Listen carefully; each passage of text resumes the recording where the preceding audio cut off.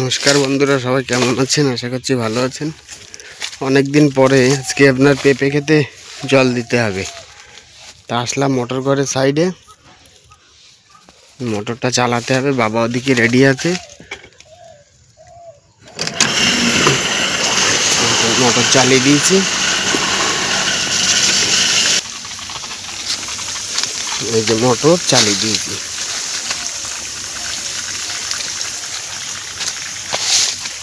আমার হ্যাচারিরই মোটর,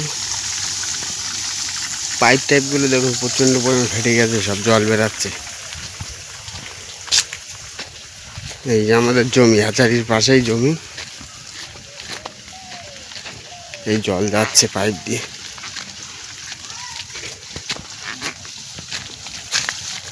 আবার জল এখান দিয়ে ওলট পালট বেরাচ্ছে, সব ফেটে গেছে পাইপ। এই যে পাইপ সব ফেটে গেছে রোদ্রে পড়ে থেকে। এ বাঁধন দাও, এখানে বাঁধন দাও। বাবাও এসছে, আমিও এসছি। কাকরোলেও দেবো, পেঁপেতেও দেবো, কিন্তু পাইপ ফেটে যাওয়ার কারণে দেখুন এখান থেকে জল সব ঢুকে যাচ্ছে। এই জায়গাটাকে ঠিক করে নেওয়া যায়। এই দেখুন,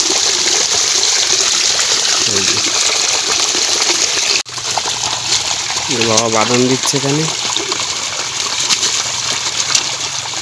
পাইপ একদম হাল খারাপ হয়ে গেছে।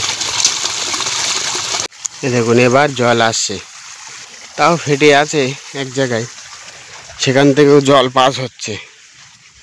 হলেও আর কিছু করার নেই, অনেকটা পাইপ, ওই একটা দুটো পাইপ পড়ে থেকে নষ্ট হয়ে গেছে পাইপগুলো। দেখুন এই যে পড়ে থেকে আপনার রোদ বর্ষা খেয়ে পাইপগুলো একদম পাপড়ের মতো হয়ে গেছে, মচমচ হয়ে গেছে, একদম গুঁড়ো হয়ে গেল সব সাথে সাথে। দেখি কতক্ষণ লাগে জল। এই জল আসছে, পেঁপেটা যতক্ষণ দিতে হয়, যতক্ষণ লাগে, ভালো স্পিডে আসছে জল। দেখুন সবগুলোতে জল ঢুকে গেছে, এই যে সবগুলোতে জল ঢুকে গেছে। আর একটু জল হাইট বাড়াতে হবে, আর 2-3 আঙুল জল বাড়িয়ে বন্ধ করে দেবো। এই যে 5-7 মিনিট চালালেই কমপ্লিট। বাবা এখনো আছে আমার সাথে, দেখি আর কতক্ষণ লাগে। আর এ দেখেন জল দেওয়া ফুল কমপ্লিট হয়ে গেল পেঁপে খেতে। প্রায় 5-6 ইঞ্চি জল দিয়ে বাড়িয়েছি জমিতে। ওয়েদারও মোটামুটি নরম আছে। এই যে হয়ে গেল। চলুন ভিডিওটা এখানে শেষ করছি। ভালো লাগলে লাইক, কমেন্ট, শেয়ার অবশ্যই করবেন।